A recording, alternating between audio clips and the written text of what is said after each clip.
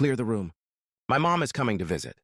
She needs an orthopedic bed, and we'll sleep on folding cots, Ethan announced casually, as if it were nothing. Emily froze by the stove where she was stirring soup for tomorrow's lunch. The ladle slowly sank into the pot. She turned to her husband, who sat at the kitchen table scrolling through his phone, and looked at him calmly for a few seconds. Inside, something snapped quietly like a taut string. You know what, honey? Her voice was eerily steady. Then let her sleep with you. I'm going home. Ethan looked up from his screen. His face instantly palened because he knew she wasn't joking. After 10 years of marriage, he'd learned to recognize her tones. And now, there was something in his wife's voice that made him set his phone down. Em, what's wrong? He tried to smile, but it came out strained. It's just for a week. Mom hasn't visited in so long. She misses us. Home, Emily repeated and turned off the stove. She walked past him to the bedroom, and Ethan heard the wardrobe open. The sound of drawers being pulled out. He sat in the kitchen, unable to believe what was happening. This was Emily, his quiet, accommodating Emily who never argued, always found compromises, now packing a travel bag with quick, precise movements. Only essentials, underwear, jeans, sweaters, her toiletry bag. Her actions looked practiced, as if she'd mentally prepared for this moment long ago. And she had, she realized. Over recent months, she'd increasingly wondered, what if she just said no? If she stopped smiling when Ethan made decisions for both of them without asking? Like last year when he bought a car. Without consulting her, I wanted to surprise you, though they'd been saving for a vacation she'd dreamed about. Or when he enrolled her in Spanish classes because it would be useful, never asking if she wanted to learn. Or how he turned their lake house into a weekly hangout for his buddies. The guys miss hanging out, though she'd wanted quiet weekends together. Ethan appeared in the bedroom doorway, his voice uncharacteristically anxious. Why are you overreacting? What's the big deal? Emily didn't answer. She took her perfume from the dresser, placed it in the bag, then the photo of her parents from the nightstand. Mom's sick, he continued. Her back hurts. She needs a proper bed. The folding ones are fine. I checked orthopedic mattresses yesterday. Almost like a real bed. Almost, Emily echoed. She sat on the edge of their bed, the one they'd chosen together 5 years ago after debating mattress firmness. Back then, they'd felt like equals. You know what I remember most? She said, staring at her hands. Not that you gave up our bedroom, but how you said it. Clear the room, like I'm just a guest here. That's not how I meant it. Ethan sat beside her, tried to take her hand, but she moved away. I just worded it badly. You know I speak without thinking sometimes. I know, Emily nodded. 9 years I've known. Remember when you worded it badly? Telling coworkers I was just staying home. During maternity leave? Ethan winced. That was a story he preferred to forget. Or when you invited your basketball team to my birthday, because it's a party anyway. Stop bringing up old stuff. Is this old? She turned to him. 3 months ago, you gave our new TV to your brother. Said it's broke and we don't really need it. Did you ask me? He's family. And what am I? Ethan opened his mouth but found no words. Emily stood, zipped the bag. Exactly, she said. What am I? Lately, I keep wondering. In this house, in this family, who am I? She walked to the hallway, putting on her coat.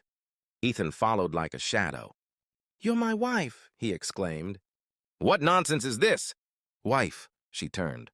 A wife is a partner. You consult her, value her opinion. You treat me like hired help. No, worse. Hired help gets paid. What are you talking about? I provide for us. Provide? Emily's voice turned icy. Who cooks, cleans? Does laundry? Pays bills? I work just as much as you, Ethan, but somehow only you make decisions. She grabbed the car keys. Wait! He caught her wrist. Okay. Mom can sleep in the living room, or we'll get her a hotel. Emily studied him. Fear and confusion flickered in his eyes. Ethan, she said softly, this isn't about your mom. It's that even now you don't understand. You'll change arrangements to keep me from leaving, but not how you treat me. What treatment? I love you. You love a convenient version of me, the one who always agrees. The real me, with needs, opinions. You don't see her. She opened the door. Your mom comes the day after tomorrow, right? Yeah, but then you have time to think about whether you want a marriage with two equal partners or just a boss and his doormat. Please don't go. His voice cracked. For a second, Emily wavered. 10 years was a long time.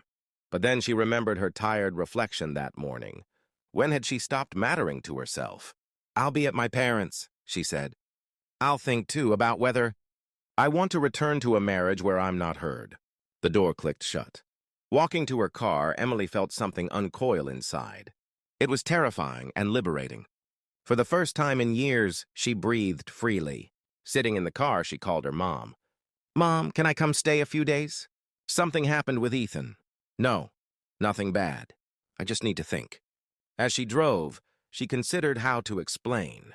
This wasn't about cheating or abuse, the usual divorce reasons. It was about vanishing in her own life. Meanwhile, Ethan stood at the window watching her leave. The house felt hollow. He tried reading news on his phone but couldn't focus. For the first time in years, he was alone with his thoughts, and they weren't comfortable. Had he really never consulted her? He tried recalling the last time he'd asked Emily's opinion on something important. He couldn't. The phone rang. Mom. Ethan, I'm leaving tomorrow. Is the room ready? Mom, he said slowly, maybe another time, or you could stay at a hotel. What, a hotel? I'm visiting my son.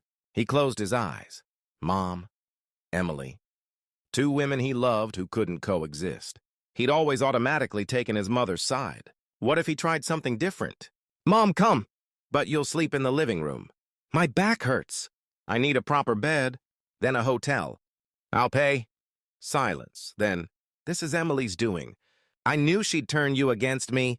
Mom, he interrupted. Emily left. Maybe for good. And maybe she was right. After hanging up, Ethan sat in the kitchen staring at the half-cooked soup Emily had made that morning, which he'd never thanked her for. How many small kindnesses had he ignored? The house felt empty, not from her absence, but from the missing warmth she'd brought. Meanwhile, Emily sat in her childhood bedroom, sipping her mom's tea, feeling truly at home for the first time in years. Not the place, but being heard. Don't rush your decision, her mom said gently. But don't stay where you're not respected. Emily nodded. Tomorrow she'd call her lawyer friend. The day after, her mother-in-law would arrive, and for the first time in 10 years, Ethan would host alone without Emily smoothing things over. She smiled into her tea. Whatever came next, one thing was clear. She wasn't going back.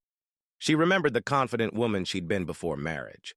It was time to be her again. And Ethan, sitting alone, realized clear the room had been more than an instruction. It had been a verdict on their marriage, perhaps the right one.